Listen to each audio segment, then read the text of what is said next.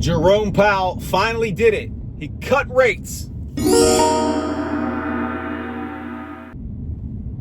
What's going on, everyone? Jeremy Ritz here. Courage pays better than fear trading. We had the Fed meeting yesterday, 25 basis points cut, and I'm going to talk to you about what Jerome Powell had to say and what it means for your trading and your investing. So here's the long and short of it. Basically, there are now risks, downside risks to the labor market. It's not just inflation that the Fed is worried about. However, the inflation that the Fed is seeing that is coming from tariffs, they don't see it as being a permanent thing. They see it as something that's transitory, that's going to pass through, and it's not going to stick around. So that is one of the reasons that gives them confidence to be able to cut. But it doesn't stop there. The more important piece is there is downside pressure on the labor market.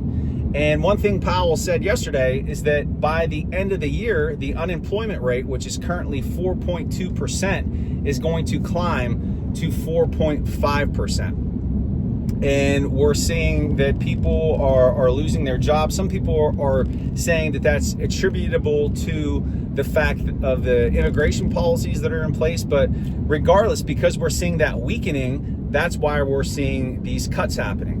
And some people were talking about there being a 50-point basis cut. That didn't happen. It was just a quarter point. But we are on schedule to have another quarter point cut in October,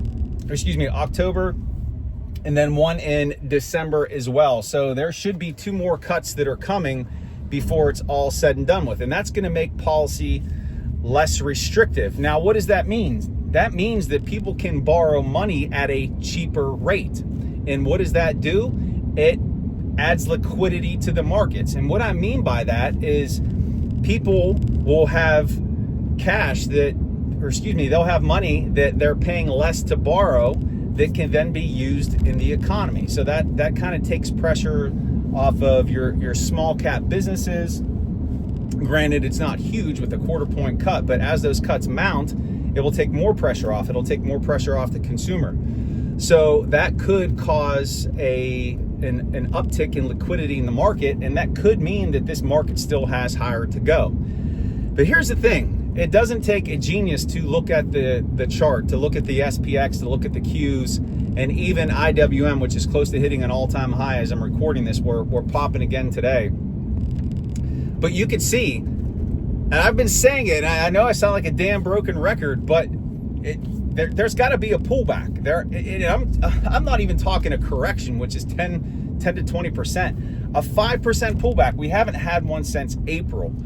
And the longer that goes without a pullback coming, that just means the more violent and nasty that the actual pullback will be when it does occur. So if you think back to when we bottomed off of tariffs and Liberation Day back in April, it was a fast and furious drop down.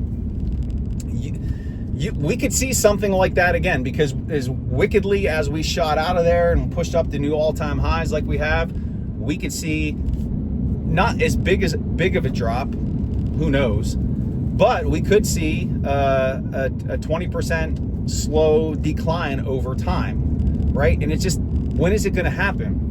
But the first things first, we need to see at least a 5% drop to make these stocks seem more attractive at the cost level, because right now everything is overpriced. They're expensive, and it can't just keep going up. And that's why you'll hear people say, oh, well, the prices right now are higher when comparing them to the internet bubble of 2000. And so bubbles aren't a good thing, because guess what happens to bubbles? They're not permanent. They pop. They're transitory, like Jerome Powell is calling this inflation as a result of tariffs. So you have to, I keep saying, you got to keep your head on a swivel and not be fully overloaded into the market at this point, because there's risks to the market. And here's the thing. When we were dropping in April, everybody was like, man, this thing's going to keep coming down. It's going to keep coming down. Well, when that sentiment flips to where, oh, it's just going to keep going up, it's going to keep going up. Well, guess what? The unthinkable, what you didn't think could happen, like back in April, that the market wasn't going to go up, what did it do? It ripped and pushed up to new all-time highs. And just when you least expect that, the market is going to take a shit, and you don't want to be fully committed, all of your funds, all of your capital, all of your dry powder, and have it all exposed in the market. You want to have some cash on the sidelines for whenever we do get that pullback, that dip correction, or if we go into bear market, you could buy at discounted price areas and you could ride up the next run. So I wanted to talk to you today, give you a summary of what Powell said. And another interesting thing that he put out there, he said that someone asked him, said, you know, the stocks right now are overvalued. They're comparable to the dot-com bubble. And he said, well, based on our metrics and the way we look at things, that, you know, stocks are appropriately priced based on their earnings growth, all these things. And he did talk about how the new GDP model showed that there's going to be growth in the economy, which is good for stocks. So the bottom line is continue to trade with the trend. Day trades, swing trades, but it is more important than ever right now to protect your capital, to protect your risk. And what does that mean? Do not over leverage yourself at these price levels. Do not go YOLO and put all your money out there, because you will get burned, you will get crushed. That's not to say that the market can't keep going higher, but historically, just go look at the charts. We have pullbacks. You don't want to be lulled into this sense of security that this thing is just going to keep ripping, because eventually it will come back. So I'm not trying to rain on anybody's parade. Take advantage of these moves higher, but be smart about it. Don't be over leveraged.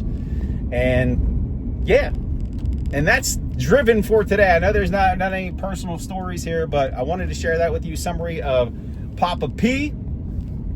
Love you guys. Make sure you hit that subscribe button if you haven't done so. We are so close to 1,000 subscribers. Thank you. Appreciate that so much. And make it a great day and honor the moment. See ya.